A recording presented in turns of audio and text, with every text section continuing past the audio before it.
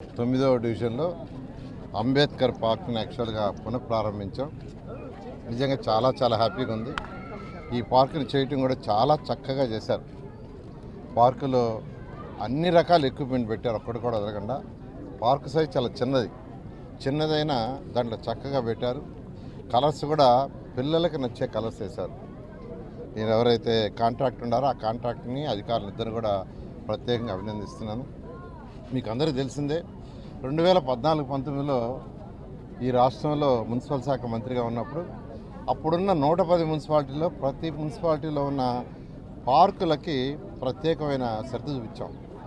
ఎందుకంటే గౌరవనీయ ముఖ్యమంత్రి నారా చంద్రబాబు నాయుడు గారు గ్రీన్ కార్పొరేషన్ పెట్టారు.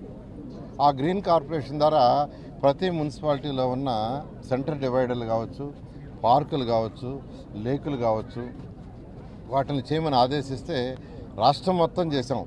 అదే నేపథ్యంలో నెల్లూరు వ్యక్తిగా నెల్లూరు కూడా డెవలప్ చేయాలని అనేక పార్లు డెవలప్ చేసాం. అయితే గత ప్రభుత్వం వాటిలన్నింటినీ నిర్వహణ చేసింది. పార్కులో పెట్టిన ఎక్విప్మెంట్ మెయింటెనెన్స్ కూడా వదిలేశారు. మెయింటెనెన్స్ చేయకుంటే ఎక్విప్మెంట్ ఉండదు. మళ్ళీ ఈ ప్రభుత్వం రాగానే నెల్లూరులో ఉన్న అన్ని పార్కులు తిరిగాను. ఒక సిటీ నుంచి ఎమ్మెల్యేగా ఎన్నికయ్యాను. ఇక్కడ 46 పార్కులు ఉన్నాయి ఒక సిటీలోనే, రూరల్ కాకుండా. రూరల్లో కూడా తిరుగుతాను, నేను ఎమ్మెల్యే ఇద్దరం తిరుగుతాం. ఈ యొక్క 46 పార్కులకి ఒక మాస్టర్ ప్లాన్ చేసి ఈ నెలాఖరు లోపల వీలైనంత వరకు పిల్లలకి హాలిడేస్ 23 నుంచి ఇచ్చారు. 23 నుంచి వాళ్ళు హాలిడేస్ లోపల మ్యాక్సిమం కంప్లీట్ చేయమన్నాను. అధికారులు మ్యాక్సిమం కంప్లీట్ చేశారు.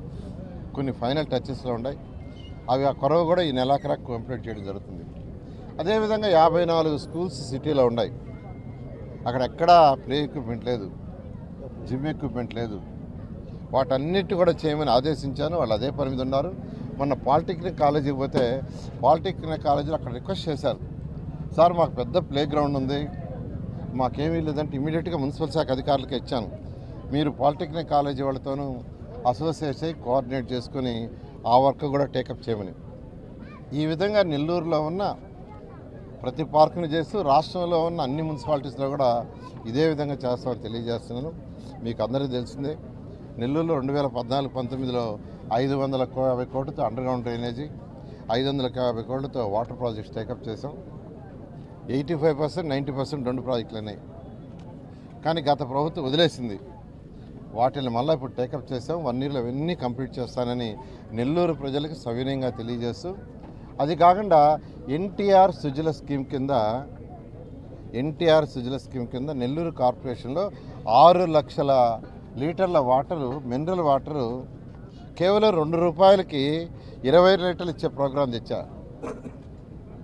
దానికి కూడా దాదాపు 5 కోట్ల రూపాయలు ఖర్చు పెట్టారు 2014-19. దాన్ని వదిలేశారు. అంటే ఒక ప్రభుత్వం 5 కోట్లు ఖర్చు పెట్టి మరొక 5 కోట్ల 10 కోట్ల ఖర్చు పెడితే 5 కోట్లకి ఉపయోగం ఉండేది. 5 కోట్లు ఎక్కడదండి? ప్రజలు కట్టిన ట్యాక్సులదే. మా మీద కోపంతో 2014-19లో ఏ పని అయితే చేసామని వదిలేశారు. వదిలేయటం వల్ల 5 సంవత్సరాలు ఆ డబ్బు వృధా అయినట్టే. అది జగన్మోహన్ రెడ్డి యొక్క పరిపాలన. పిచ్చి తొక్కుపక్క పరిపాలన అంటారు. నిజంగానే పిచ్చి తొక్కుల వ్యవహారం. ఒక ప్రభుత్వం ఏదైనా చేస్తే దాన్ని కంటిన్యూ చేయలా, ఆగిపోయినాయి. కానీ ఈ ప్రభుత్వం వచ్చిన తర్వాత అవన్నీ టేకప్ చేసాం. మొన్న యాక్చువల్గా 47 వార్డులు, 48, 47 వార్డులో 1 లక్ష లీటర్లది ఇనాగ్రేషన్ చేసాం. ఇవాళ ఈవినింగ్ 54వ డివిజన్లో మరొక 1 లక్ష ఇనాగ్రేషన్ చేస్తున్నాం. తర్వాత రాబోయే ఈ మంత్ ఎండింగ్ లోపల కానీ ఫస్ట్ వీక్లో కానీ మరొక 1 లక్ష, ఇది సిటీలో 3 లక్షలు. ఇది అయిన తర్వాత రూరల్లో కూడా టేకప్ చేస్తాం. దానివల్ల దాదాపు 3 లక్షల లీటర్లు పర్ డే చక్కగా మినరల్ వాటర్ కేవలం 2 రూపాయలకి 20 లీటర్లు. చాలామంది నాకేం సజెస్ట్ చేశారంటే, సార్ 5 రూపాయలకి పెట్టచ్చు 20 లీటర్లు, 2 రూపాయలు అవసరం లేదు, దానివల్ల మున్సిపల్ దాకి 1 కోటి రూపాయలు నష్టం వస్తుందని కూడా చెప్పాను. 2014-19లో ప్రజలకు ప్రామిస్ చేశాం 2 రూపాయలకి 20 లీటర్లు ఇస్తామని. అయితే ప్రభుత్వం పోవటం వల్ల గత ప్రభుత్వం దాన్ని వదిలేసింది. కానీ ఈ ప్రభుత్వం వచ్చిన తర్వాత మాట నిలబెట్టుకోవాలి అని 2 రూపాయలకే డిసైడ్ చేసాం. 2 రూపాయలకి 20 లీటర్లు చక్కగా కార్డులు ఇస్తారు. ఆ కార్డులోనే యాక్చువల్గా డైరెక్ట్గా ఆడ సెన్సార్తో ఎవరికొళ్ళు పట్టుకోపోవచ్చు. అలాంటి కార్యక్రమం తీసుకుని ఇదంతా కూడా నెక్స్ట్ మంత్ 15వ తేదీ లోపల వీలైనంత వరకు 3 లక్షల లీటర్లు ప్రతిరోజు వచ్చేటట్టుగా నెల్లూరు ప్రజలకు ఇస్తానని తెలియజేస్తూ అనేక వర్కులు అండర్గ్రౌండ్ డ్రైనేజ్ కానీ, డ్రింకింగ్ కానీ, అదేవిధంగా కెనాల్స్ ఉన్నాయి. ఆ కెనాల్స్ అన్నింటినీ యాక్చువల్గా చేయడానికి 50 కోట్లు బడ్జెట్లో పెట్టాం. అది శాంక్షన్ కూడా చేశారు. అది కూడా త్వరలో వస్తుంది. సిల్ట్ తీయమని నేను అధికారులకు ఇచ్చాను. చిన్న కెనాల్స్ అయినా పెద్ద కెనాల్స్ అయినా, చిన్న కెనాల్స్లో సిల్ట్ తీయాలంటే సుమారు 1 కోటి అవుతుందన్నారు. పెద్ద కెనాల్స్లో సిల్ట్ తీయాలంటే 2.5 కోటి అవుతున్నారు. అది చేయమని మున్సిపల్ శాఖ ఆదేశించాను. ఈ విధంగా ఈ రాష్ట్రంలో మొత్తం నెల్లూరు మున్సిపాలిటీ కాదు, రాష్ట్రం మొత్తం యాక్చువల్గా ఒక స్పెషల్ డ్రైవ్ చేస్తూ ముందుకు పోతున్నాం. అంతేకాకుండా అండర్గ్రౌండ్ డ్రైనేజ్ కొంత అయిపోయింది. కనెక్షన్స్ తీసుకోవచ్చు. కనెక్షన్స్ తీసుకోవడానికి గతంలో 5,000 రూపాయలు ఉండేది, డిపాజిట్ కట్టాలా. 5,000 రూపాయలు మున్సిపాలిటీ, అది తీసేసాం. కేవలం ఒక్క రూపాయి కడితే మీరు కనెక్షన్ ఇచ్చుకునే పర్మిషన్ ఇస్తారు.